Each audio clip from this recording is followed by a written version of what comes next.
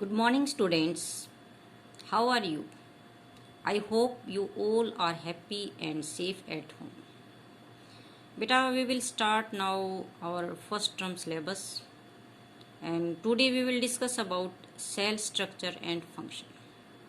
You know what is cell? Cell is the structural and functional unit of life.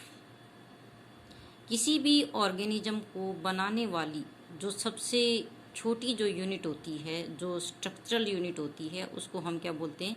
Sales बोलते हैं। ठीक है। और क्योंकि सेल जो है वो फंक्शनिंग यूनिट है, फंक्शनल सारे मतलब फंक्शंस को परफॉर्म करती है, तो इसलिए हम इसको जो है फंक्शनल यूनिट बोलते हैं। जैसे बेटा इतनी बड़ी बड़ी बिल्डिंग्स वगैरह होती हैं, तो कोई भी बिल्डिंग जो है वो किससे स्टार्ट होती है? ब्रिक से होती है। तो यानी कि उसकी जो यूनिट है वो क्या है? ब्रिक होती है। ठीक है। बिल्डिंग को बनाने वाली जो यूनिट है वो क्या है? ब्रिक है।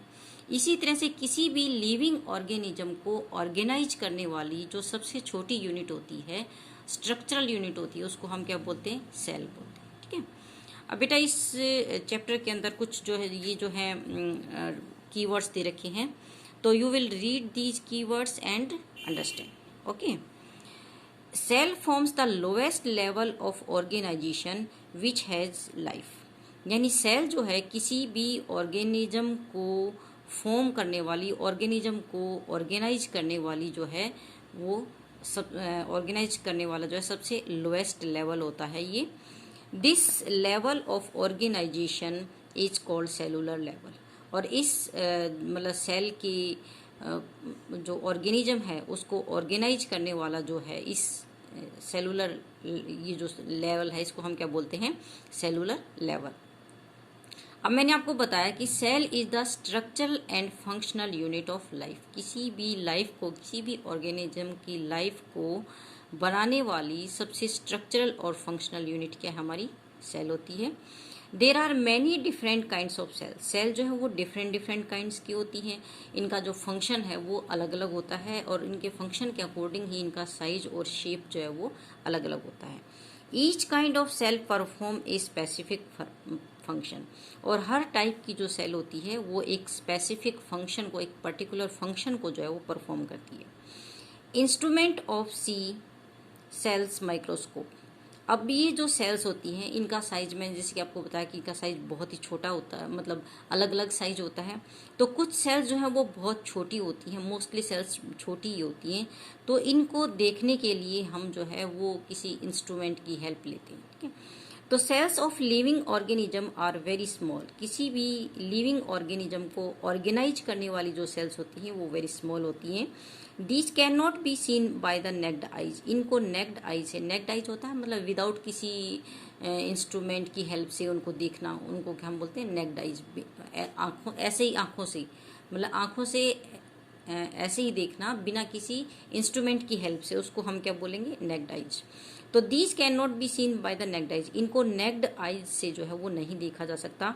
These can be seen only under a powerful microscope. इनको देखने के लिए जो है पावरफुल माइक्रोस्कोप वगैरह जो है वो यूज किए जाते हैं। The simplest microscope is a magnifying glass. जो सिंपलेस्ट जो माइक्रोस्कोप होता है वो एक मैग्नीफाइंग ग्लास होता है। मैग्नीफाइंग ग्लास मतलब मैग्नीफाई क्या होता है? चीज को इनलार्ज करके दिखाना, किसी चीज को बड़ा करके दिखाना, उसको हम क्या बोलते हैं? मैग्नीफाई करके दिखाना। तो जो सिंपलेस्ट जो माइक्रोस्कोप होता है वो क्या है? एक मैग्नीफाइंग ग्लास है। जैसे कि इसमें देखो ये मैग्नीफाइंग ग्लास दिखा रखा है। ठीक है।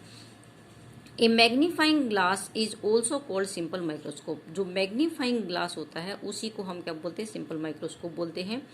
Magnification of a simple microscope में बी अराउंड 10 to 25। जो सिंपल माइक्रोस्कोप होती है उसकी जो मैग्निफिकेशन है वो 10 to 25 होती है। यानी वो चीज को 10 से 25 गुना बढ़ा करके जो है वो दिखा सकता है। With the help of a simple microscope we can see small things. जो सिंपल माइक्रोस्कोप होता है उसकी हेल्प से हम जो है छोटी चीजों को तो देख सकते हैं, but very small structures may not be scene clearly with it.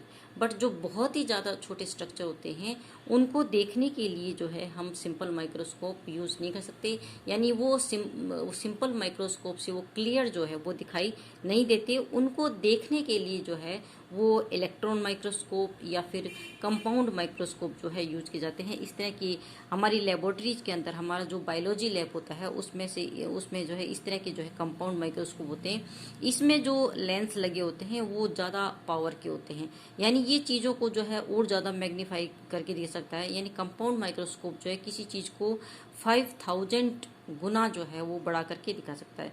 तो ये हॉस्पिटल्स के अंदर या लेबोरेटरीज के अंदर जो जो माइक्रोस्कोप यूज किए जाते हैं वो इस तरह के जो है वो कंपाउंड माइक्रोस्कोप होते हैं। ओके, तो you will read these terms बेटा, की words you will read and understand.